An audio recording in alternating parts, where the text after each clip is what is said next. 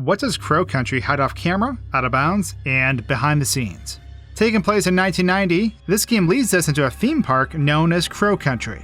Our character, Mara Forrest, is seeking answers as we investigate the disappearance of Edward Crow, the owner of this park that had abruptly closed down.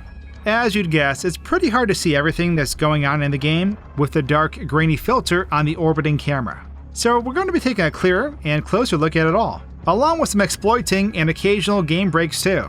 But without further delay, let's jump into this horrific undead theme park. So for each segment of this game, we'll quickly summarize it and then go back over that same area to showcase things. Setting it on survival horror, which I assume equates to normal, follows with a brief cutscene that takes us back to 1990. During this, we're introduced to Special Agent Mara Forrest. Fading out, we'll find ourselves at the entrance of the park. We'll break in as we shoot the padlock off the gate, which will follow with a bit of wandering as we traverse through this park that appears to be abandoned. Making my way further into the park leads to this bigger area where we can find a laser sight for a pistol. There's multiple ways to go from here, but at this point we're going to want to continue north. Entering Fairy Tale Town, we'll see it's pretty quiet as well, but we do stumble upon this wounded guy. We'll learn his name is Arthur Mole, as he explains how he was attacked by creatures he attempted to get pictures of. Healing him up with a med kit allows us to take him back to our car to safety as the screen fades to black. Let's swing back to the beginning now though, so we can take another look at everything we just went through. So once again, as we start up, we'll have this cutscene where Mara is driving, as she talks to herself. Zooming out, we can see where our in-game camera position is, being where the two black screens are as seen floating above. It shows how the camera is fixed to Mara as it orbits the car. We can also see how the land is constantly unloading and reloading in, basically giving the car infinite terrain to drive on. Loading into the first area, you'll notice that the terrain isn't exactly visible. We're essentially just floating in the great beyond, as this is going to be a repeating theme with all the sections we'll be visiting within the park. The only interaction here is with the crows, which end up disappearing as they fly away. However, I'm sure you've noticed by now, but I've removed the post-processing filter that gives the game the old grainy nostalgic look. This makes the game feel completely different, and it gives us a much clearer view of our surroundings. This must truly be 1990 though. Look at those prices. Going north, we'll be back in this bigger area, as we can observe it in its entirety from this perspective. An overall scan of the area doesn't reveal much, but we can see how the blacked out areas are merely in place to prevent the player from seeing how the doors technically lead to nowhere. Heading into Fairy Tale Town, we can get a glimpse at the layout as well, where we can also see Arthur Mole waiting for us to rescue him. Getting a closer shot of this fellow, I couldn't help but think he looks like a variant of Marty McFly with his overall getup. So I converse with him once again. During this chat, I decided to give him more severe injuries as I turned him into Mind Quad, leaving him with only his head and torso. He didn't seem to mind much, seeing as he's impervious to bullets as well, but I digress.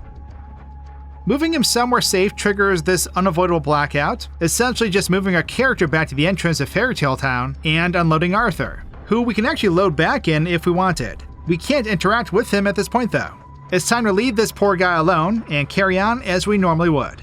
It's after we get Arthur to safety that we'll find a message that reads, Tree Lady 3184. We'll get back to this important clue in a moment though, as I continue to explore and entered this eerie dark hallway. This is where I had my first encounter with these infected creatures. There's a crate of gold ore in this area, and another room that chimes with save zone vibes once entering it. When hearing this chime, it signifies that a save option is nearby. In this instance, it's the fireplace. So I grab this map, save, and head back out.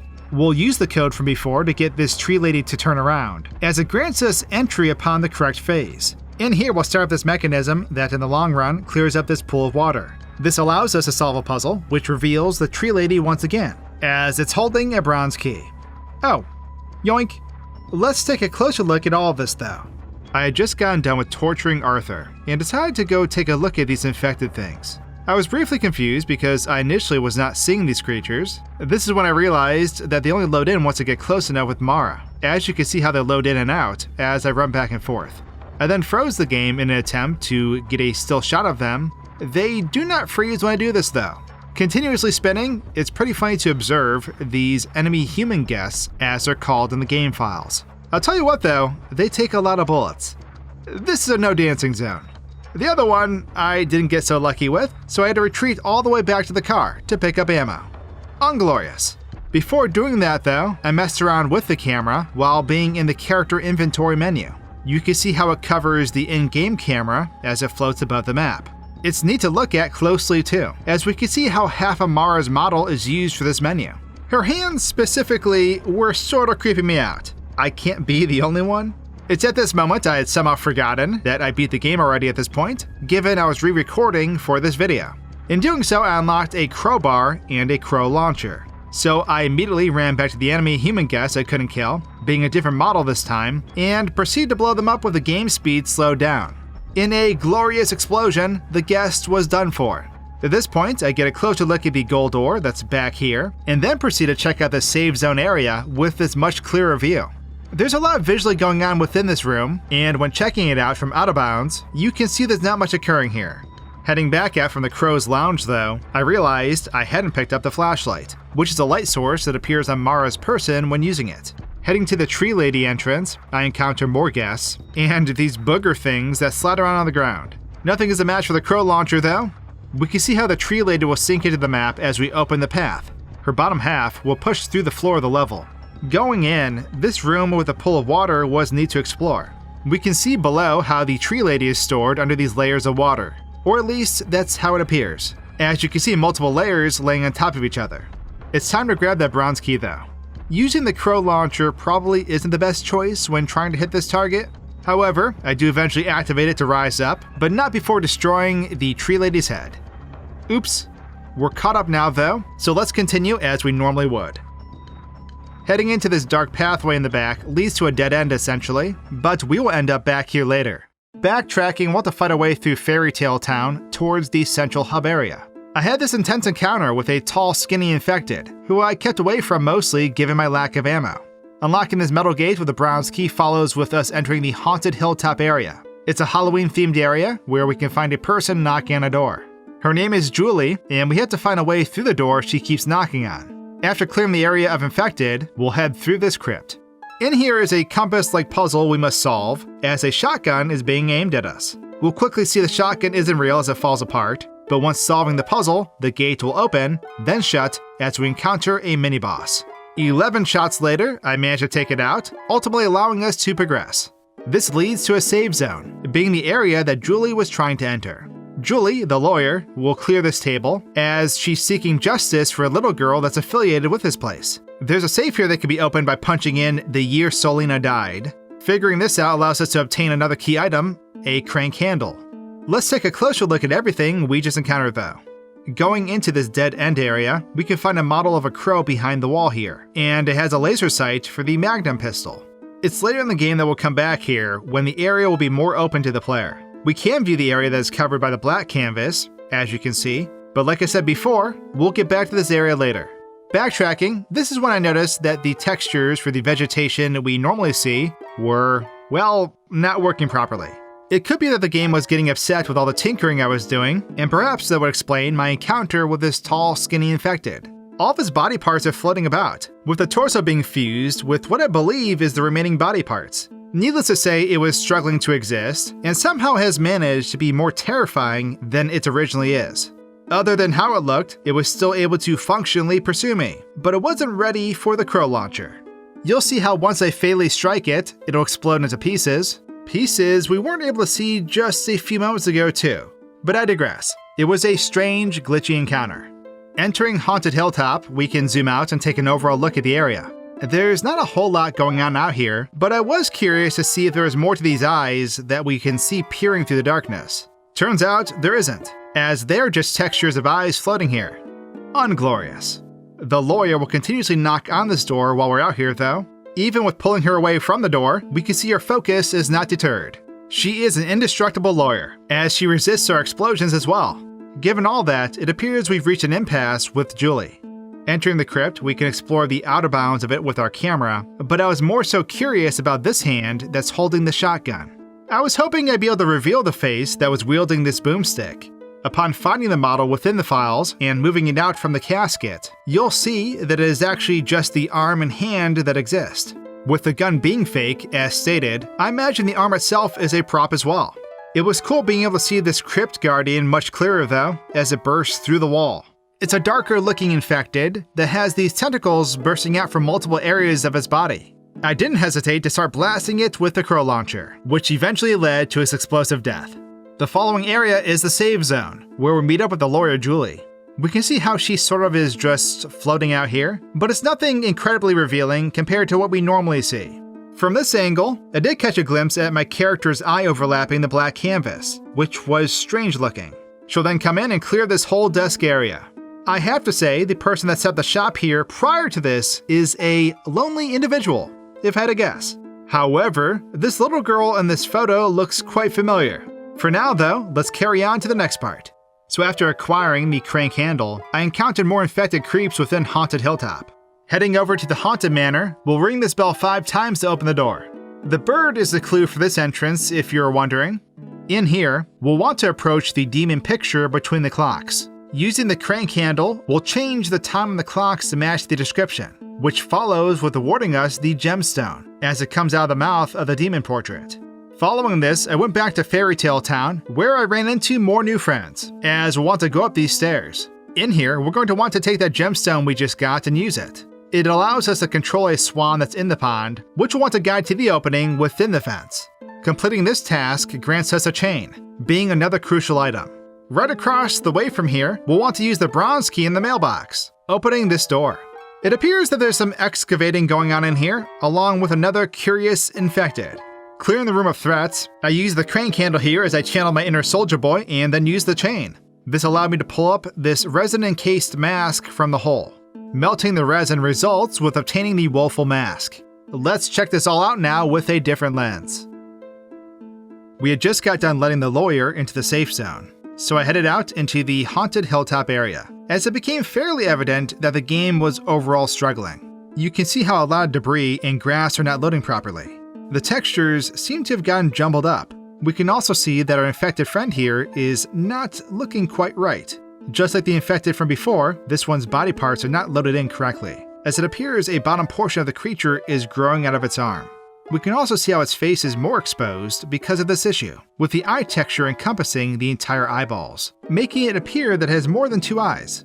Destroying these particular infected results with them melting into the ground, eventually disappearing, which was neat to watch in slow motion. Oh, what a world, what a world. I quit out of this save and reloaded to see if it fixed the visual issues I was having. But as you can see, it didn't work. All of the glitched grass on the ground changed colors again, but that was it. You may have noticed at this point that my movement has been compromised too. I couldn't figure out why exactly this was occurring, as the filters for the visuals was the only thing I had tampered with. I obviously could not continue playing like this, seeing as it was very hard to control. So I made a third attempt at reloading the save, which did fix my movement, but now the texture that's normally applied to the popcorn buckets that are laying about has been applied to the grass blades, making for an even stranger sight. Exiting the game completely fixed the issue though. We can at least get an actual look at how this puddle monster is supposed to look though, which means we're back on track. One last explosion for the road. Heading into the Haunted Manor, we can take an overall look at its exterior with our camera, as there's not too much taking place out here. However, I was getting slight Luigi's Mansion vibes in here while taking a closer look at the interior. Luckily these ghosts are harmless, but there are quite a few in this place, as all the vases contain these fellas too. I mean, it is a haunted mansion. Aside from that, there is a very glamorous looking vampire in here, which was interesting to take a closer look at. It does give the player a little jump scare if you're not ready for it, but luckily for the vamp, it's just a prop. Otherwise, he'd be having a bad day. There's not much else to it when this gemstone comes out of the picture, but I'll just leave it to your imagination with what you think of this overall display. Snatching the gemstone, I head back to Fairy Tale Town, where we run into a new infected. I couldn't exactly tell, but its model appeared to be mushed within itself. This enemy called Grinner, as it's labeled in the files, has deadly spikes all over it, and when killed, will topple into a fetal-like position, making for a disgusting hat.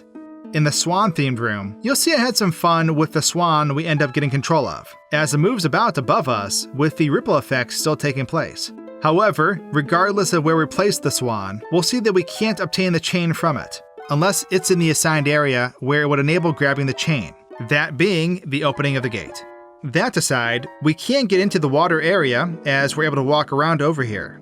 Getting into the excavation area, we can zoom out as we get an overall view of it. The hole that the mask is hanging inside of can be seen, as it's not terribly deep.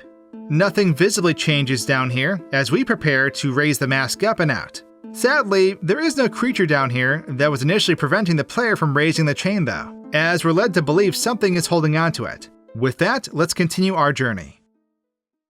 Having the woeful mask now, we'll head back to Haunted Hilltop, where the Witchwood entrance is. Using the mask, we can open the gate. In here, there is a maze waiting for us, as we ultimately need to get to the center of it. There's symbols we need to interact with during this, allowing us to proceed through it. We'll then reach into this witch's cauldron and retrieve a trident. All of the symbols will lower as guests show up, prompting a quick escape. Going into this mushroom house leads to this strange interaction with the Mushroom King that is sitting at a table of rotten food. Eating all the food at the table and not dying from it results with the king's head opening up, as we're granted a pistol upgrade. Moving on, we'll use the crank at this gate, which will grant us access to the Ocean Kingdom. There's a submarine called Nemo's Adventure that we can go into. A save point is in here, but more importantly, there's a game here that we can play, which ultimately rewards us with a shotgun upon completion. Going back out though, we'll see a bigger infected, in which I wasted no time destroying. At this point, we'll proceed into Sunken Treasure, which is an arcade room. It's dark in here as the power appears to be out, but there is, however, a weird guy standing here, going by the name of Marvin Trumbull. Turns out he works for Edward Crowe, and is also looking for him. Being done with this conversation though, let's go back and revisit what we just went through. After using the mask to get into Witchwood, we can zoom out as we enter the area, which allows us to get an entire view of it all. I was able to give Mara hops, making it easier to get to the cauldron that's in the center. After retrieving the trident though, we can see how multiple guests will show up within the maze. However, they are no match for the crow launcher. I proceed to jump out of the maze where we can run about on this black canvas, but it doesn't appear that there is much out here for us to do though, as I then proceeded to leave the same way I came inside.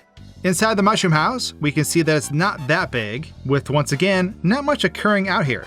Getting a clearer look, we can see how disgruntled looking this king looks, along with his gross mushroom meals on the table. I forgot to turn my HUD back on during this part while eating the mushrooms, which led me to accidentally offing myself. Unglorious. These mushrooms may have won the battle, but the war shall continue on as we head to the Ocean Kingdom. Entering this deep sea section, we can't get an overall look at the entire area as we freely use the camera. Other than seeing how Nemo's Adventure looks from underneath, you'll see there's not much else occurring. However, going into the submarine, we'll see it is interesting due to the minigame that's in here.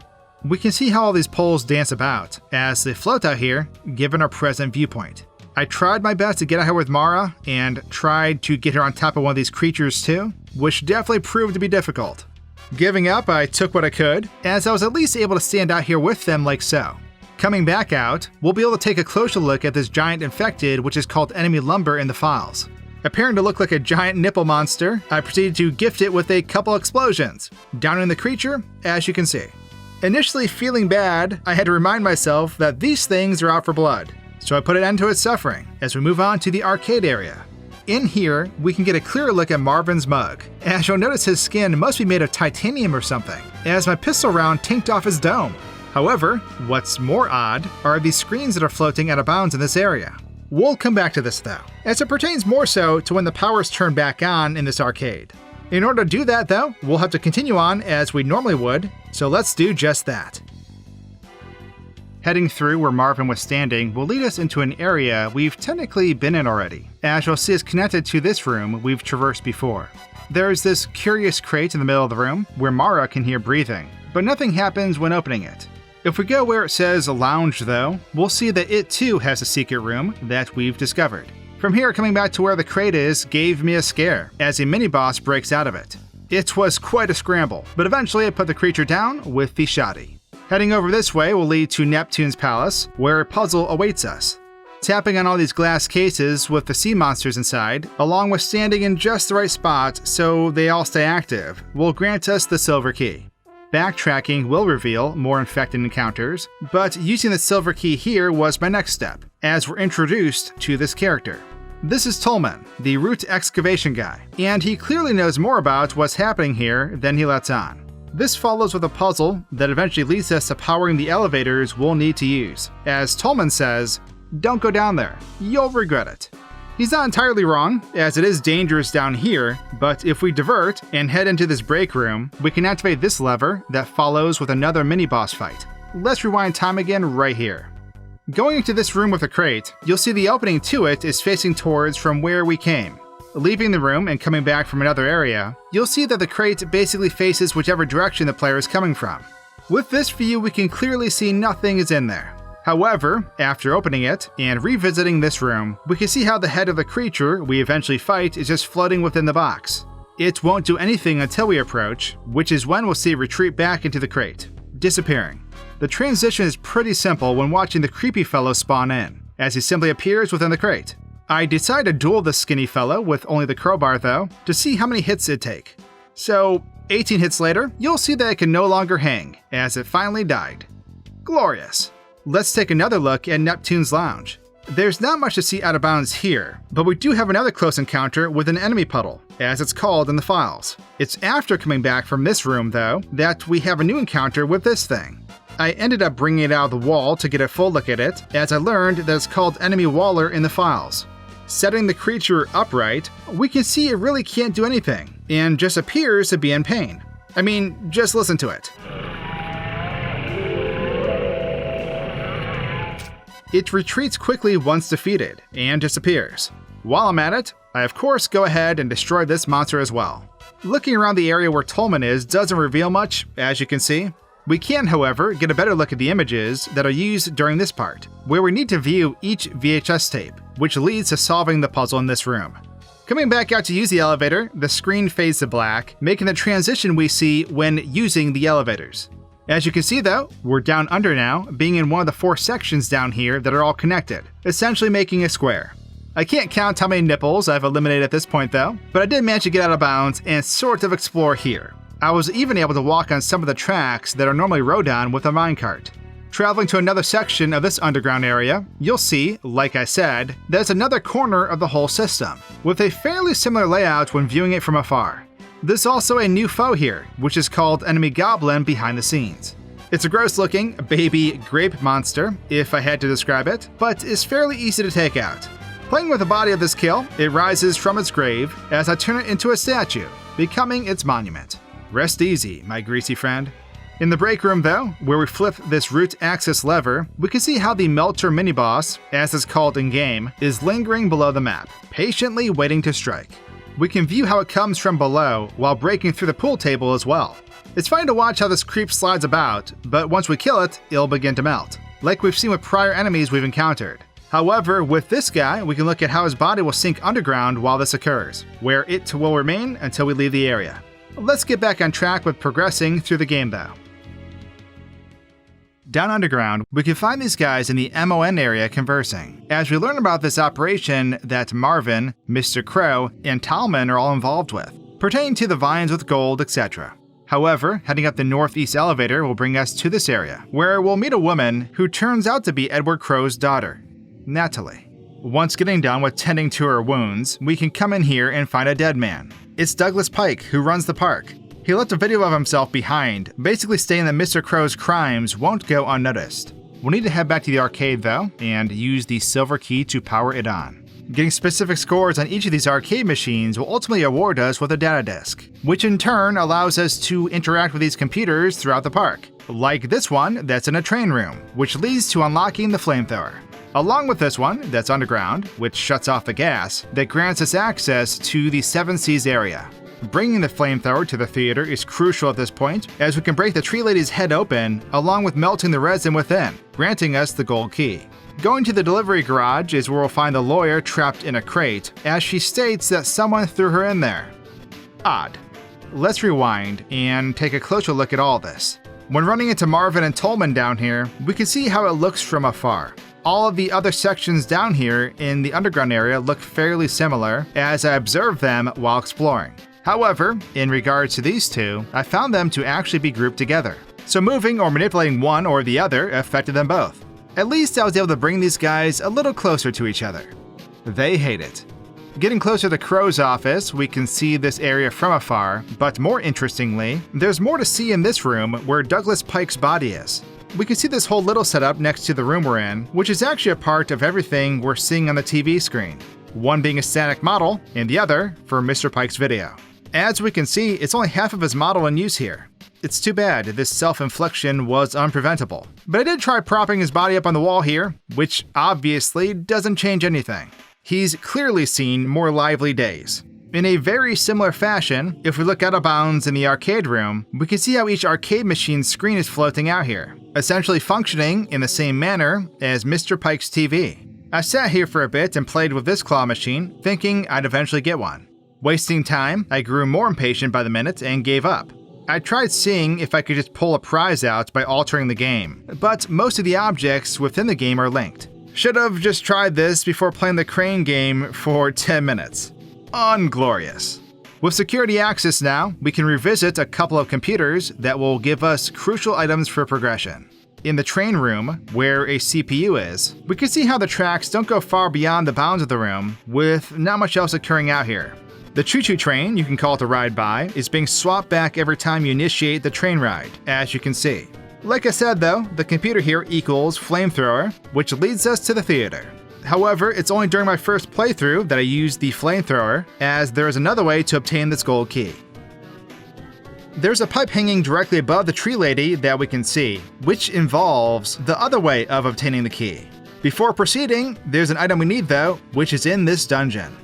Observing it from afar will show this little pit within, which I guess is technically a part of the interior, but that's about it out of bounds.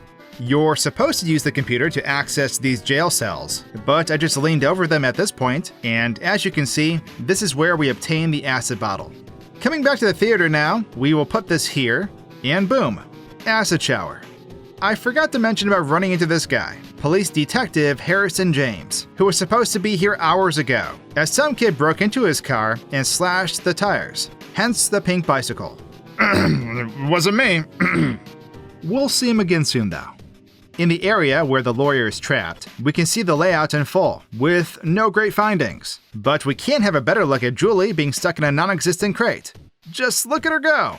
We're all caught up now though, so let's keep on progressing. So at this point, the lawyer is free from the crate, and the 7 Seas area is now accessible. In here, however, we'll realize that we can't progress without help operating the ride. That's what Julie's for, as she'll happily assist us. This is only after we unlock the control room with the gold key though. Doing all this leads up to the next area of the ride, where it dead ends. We're then tasked with getting mermaids up and out of the water to inspect, which ultimately leads us to acquiring the large battery. Following this, we'll see Julie has been abducted again. Being emotionally detached from that, we'll head back underground to see the route TUE area, which is where we'll want to pull out this battery, as we can charge it here. Now we'll head to Crow Country. On the way there, all the infected guests have been taken out. Attempting to install the battery, we'll begin to get shot at from afar, as there is no one to be seen when pursuing the assailant. Carrying on, we'll put the battery in this crow statue, which allows us to move it out of the structure. The elevator in here isn't powered on though, which leads to venturing over to the staff hallway, where we can access Crow's office with the gold key now. There's a lot in here, but accessing the control room is where we'll find the elevator power grid. Turning it on will result in a mini-boss fight, as we're trapped in here until defeating it. Let's take a gander at everything we just went through though. So now we have Julie helping us in the 7 Seas, as we can observe the entire area while zooming out. However, it was the other portion of the ride that was more intriguing to explore. We can see how the texture of the water will slowly get bigger as it elongates, eventually resetting and repeating the process. Getting a closer look at the water, we can see a watermark logo that's on the water texture, revealing it's a stock photo that was used for this, which is common, but usually keeping the watermark is not. That aside, not a whole lot else is occurring in this Moby Dick area, but we can get a full look at these mermaids that are in the water, which is also a walkable surface, at least this portion of it, that is. Retrieving the battery and bringing it down here to charge, we can get a clearer look at how that takes place, as the battery does take a bit of time to fully charge. In the Crow Country area, I was really curious to see if we'd be able to get a look at the individual that started taking shots at us. However, upon observing the area where the gunfire was coming from, you'll see that there's in fact no shooter here. We can also see how the crow statue moves when initiating it, as it eventually just disappears once out of the player's normal view. Backtracking once again, we'll make our way into Mr. Crow's office. Here we can observe the area in full. However, we can also see some foreshadowing that's taking place on the TV. We can also see on this projector here how Mr. Crow has apparently been studying the infected guests, providing photos and names to those infected, which was neat to see more closely. This is no off-camera secret, but moving the statue will reveal a convenient save area, along with a code to enter the control room. The control room is fairly small as you can see, but does have activity going on outside of it. Basically, like Mr. Pike's office, the visual on this monitor is originating from what we see over here. I won't lie, I had a brain fart for a moment, not realizing what exactly this was supposed to be. This is of course though the head of the infected that's waiting to ambush us as we try to leave. However, the actual infected that we fight can be seen here, as I pull this model from its cubby. You can see the head on the screen move as we finish putting in the code, showing in detail how we've disturbed it. Of course, it was silly looking when activated, since I initially pulled the model out from where it normally breaks free, making for an odd boss fight reveal this time around. In the files, this creature is called a shambler, who is very consistent when it comes to pursuing us, as it will follow the player out of bounds if needed. No outsmarting this guy. It may have something to do with moving its model initially, as it was slightly floating in the room, but I eventually put the shambler in timeout with the crow launcher, as it melted into the ground, or at least tried to, before disappearing. Let's get back to that elevator we just powered on though. Heading back out, we'll run to Crow's daughter again, as she basically asks us to bring him back alive, and to not kill him. With that in mind, I venture to the elevator that we just powered on, as it leads us into a bloodbath of infected. Once cleared, we can move forward, and then find… oh my! The officer with the pink bike appears to have been fatally shot. Perhaps he was shot by the very same individual that was shooting at us?